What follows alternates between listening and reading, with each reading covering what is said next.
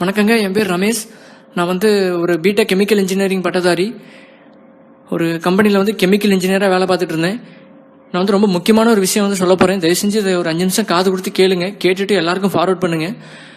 தயவு செஞ்சு இதை இக்னோர் பண்ணிடாதீங்க. நான் ஒரு அடிப்படையில் ஒரு விவசாய குடும்பத்தை சேர்ந்தவன். எங்கள் குடும்பத்தில் நான் தான் முதல் பட்டதாரி. அதை நினச்சி நான் ரொம்ப பெருமைப்பட்டிருக்கேன். ஆனால் இன்றைக்கி நான் பார்க்குற வேலையை நினச்சி நான் ரொம்ப வேதனைப்படுறேன். இந்த படிப்பை நினச்சி என்ன விஷயம்னு பார்த்தீங்கன்னா, நம்ம சாப்பிட்ற சாப்பாடு பண்டங்கள் எல்லாமே இன்றைக்கி ரொம்ப கெமிக்கல் மயமாக இருக்குது.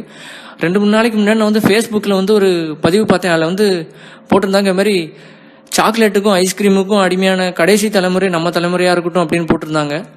அதை படிச்சுட்டு நான் நினச்சேன், என்னடா ஐஸ்கிரீமும் சாக்லேட்டும் குழந்தைங்களுக்கு ரொம்ப பிடிச்ச விஷயம், இது கூட சாப்பிடலன்னா எப்படி, எல்லாத்துலேயும் குத்தம் குறை கண்டுபிடிக்கிற மாதிரி இருக்கு அப்படின்னு நினச்சேன். அப்புறம் அதை பற்றி ஒரு கெமிக்கல் இன்ஜினியராக அதை பற்றி படிக்கிறதுக்காக வேண்டி முயற்சி பண்ணேன். நான் வேலை செய்கிற கம்பெனிலேயும் சில தப்புகள்லாம் நடக்குது. அது என்னன்னு நான் சொல்கிறேன். முதல் விஷயம் இந்த குழந்தைங்க மிட்டாயை ரொம்ப விரும்பி சாப்பிட்றாங்க. இந்த 1 ரூபா 2 ரூபா சாக்லேட் ஐட்டம், அப்புறம் இந்த டைரி மில்க், அப்புறம் இந்த நிறைய சாக்லேட் ஐட்டம்லாம் சாப்பிட்றாங்க. அப்புறம் இந்த ஜூஸு, நிறைய இந்த பாட்டிலில் அடைச்சி வர்ற juice, mango juice, coca cola, இந்த மாதிரி ட்ரிங்க்ஸ், கோலா, இந்த மாதிரி பானங்கள்லாம் குடிக்கிறாங்க. அது எல்லாமே ஒன்று கூட ஒரிஜினல் இல்லைங்க. எல்லாமே ரொம்ப மோசமான கெமிக்கல்களால் செய்யப்படுது. இது நீங்கள் நிறைய ஃபார்வர்ட் மெசேஜை கேட்டிருப்பீங்க. இருந்தாலும் கொஞ்சம் பொறுமையாக கேளுங்க. முதல்ல இந்த மிட்டாய்கள் 1 ரூபா 2 ரூபா மிட்டாயெல்லாம் இந்த ஸ்ட்ராபெர்ரி, மேங்கோ இந்த மாதிரி ஃப்ளேவர் வருதுங்க. அது எதுவுமே உண்மையாலே மாம்பழமோ இல்லை ஸ்ட்ராபெரி பழமோ போட்டால் அந்த மிட்டாய் ஒரு 10 ரூபா 12 ரூபா விலைக்கு விற்கணும். ஏன்னா ஸ்ட்ராபெரியோடைய விலை அந்த மாதிரி. ஆனால் அதுக்கு பதிலாக என்ன பண்ணுறாங்க அப்படின்னு பார்த்தீங்கன்னா, இந்த கிளைசிடேல், டைமித்தில் பாலிசிலாக்சன் அப்படின்னு சில கெமிக்கல்லாம் இருக்குது. அந்த மாதிரி கெமிக்கல்கள் யூஸ் பண்ணுறாங்க. அதுக்கப்புறம் இந்த பீவர்னு ஒரு மிருகம் இருக்குது. அந்த விலங்குடைய சிறுநீர் பை, அந்த பையிலிருந்து எடுக்கப்படுற ஒரு மோசமான ஒரு கெமிக்கல். அந்த கெமிக்கல் மூலமாக எடுத்து அதை கெஸ்டோரியம் அப்படின்னு பேர். அது நம்மளோட பர்ஃப்யூம்ல இருந்து நம்மளுடைய சாப்பாடு இந்த மிட்டாயிலெல்லாம் சேர்க்குறாங்க. ரொம்ப மோசமான ஒரு விஷயம் அது.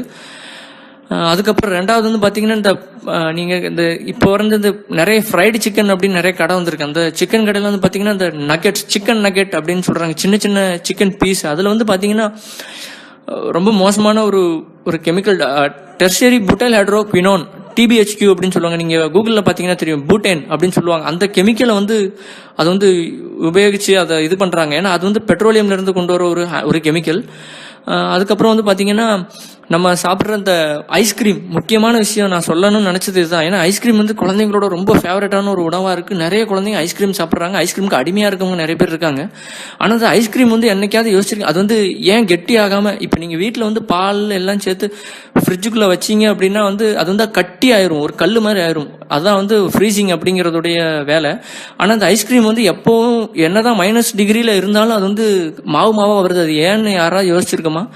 அதுக்கு காரணம் அதில் சேர்க்கப்படுற ப்ரொபிலின் கிளைகால் அப்படிங்கிற ஒரு கெமிக்கல். அந்த கெமிக்கல் எதில் இருக்குன்னு பார்த்தீங்கன்னா, அதோட இன்னொரு ஃபார்ம் எத்திலின் கிளைகால் அப்படின்னு பேர்.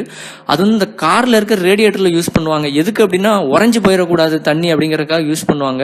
அதே கெமிக்கலை 1%, 100 கிராமுக்கு 1 கிராம்ங்கிற விதம் ஐஸ்கிரீமில் கலக்குறாங்க. அப்படி கலக்கிறதுனால தான் ஐஸ்கிரீம் மாவாக இருக்குது. எப்போவுமே ஐஸ்கிரீம் நமக்கான உணவு கிடையாது.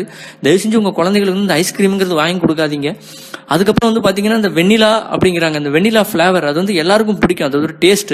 ஆனால் அந்த ஃப்ளேவருங்கிறது தயாரிக்கிறதுக்கே ஒரு குறைஞ்சது இந்தியாவில் மட்டுமே 110 கெமிக்கல் கம்பெனிகள் இருக்கு ஃப்ளேவர் தயாரிக்கிறதுக்கு மட்டும். அந்த கெமிக்கல் பார்த்தீங்கன்னா, இந்த வெண்ணிலா, அப்புறம் இந்த ஸ்ட்ராபெரி, இது எல்லாமே கெமிக்கல். இந்த வெண்ணிலாங்கிறது பார்த்தீங்கன்னா, வேனிலின் அப்படிங்கிற ஒரு செடியில் இருக்கிற ஒரு பீன்ஸ்ல இருந்து கிடைக்கக்கூடிய ஒரு வஸ்து.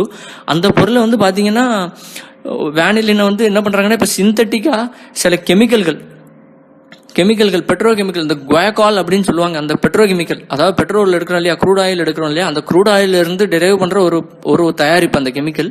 அந்த கெமிக்கலை நல்லா ப்ராசஸ் பண்ணி அதுலேருந்து வர்றது தான் வேனிலின் அப்படிங்கிறது.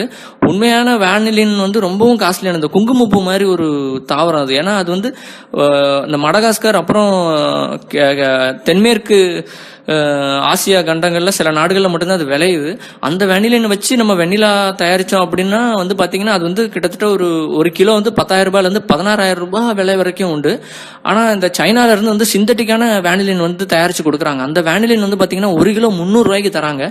அதை தான் வந்து இந்தியாவில் இருக்க பெரும்பாலான ஐஸ்கிரீம் கம்பெனிகள் வாங்கி ப்ராசஸ் பண்ணி தங்களோட ஐஸ்கிரீமில் சேர்த்து விற்கிறாங்க.